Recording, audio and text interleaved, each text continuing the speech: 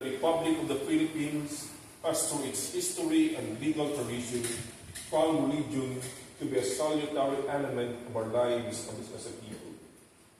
It is not superfluous to remind you that it is always good to invoke the blessings of the Heavenly Father upon your marriage.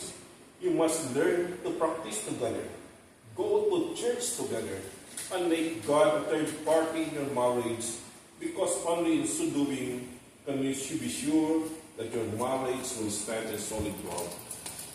Before we go further, is there anyone here present who knows of any legal impediment or any reason why this man and woman should not be lawfully joined in marriage? If so, please come forward and explain the circumstances, otherwise we shall proceed. To all of you here present, you are here not only as witnesses, much less as experts.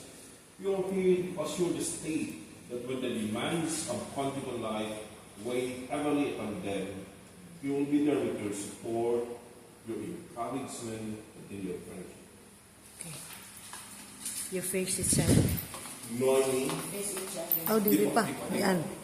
No, you just wait. Noemi, did you come here of your own free will to be bound in marriage to Joel? Yes. Joel, did you come here of your own free will to be bound in marriage to Noemi?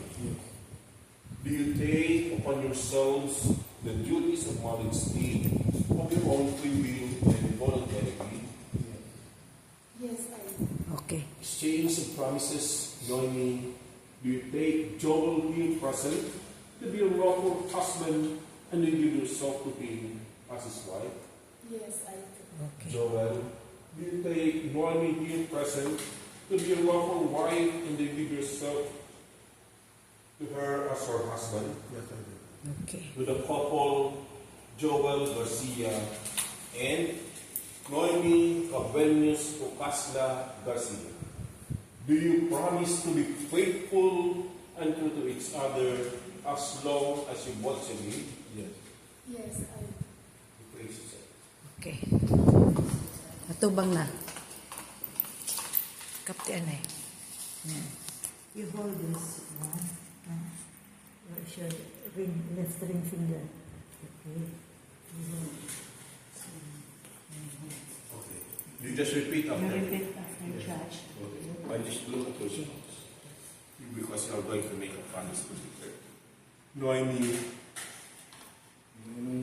I give you this ring as a token of my love and devotion to you now and forever.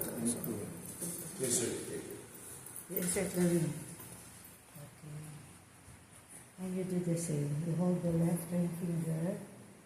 You follow touch. You insert it later. Okay.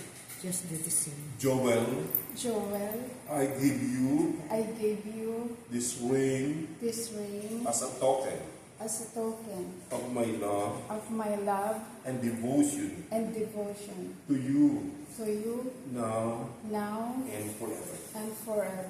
Sir, You face hold me your hands and face hold your Judge. hands together. You hold your hands. Your face, Judge. Hold your hands. Okay.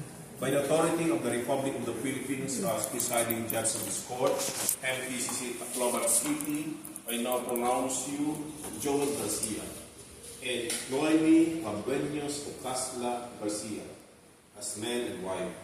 Do you witnesses attest that Noemi and Joel have indeed freely exchanged marriage promises and are therefore bound in the bond of marriage? Yes.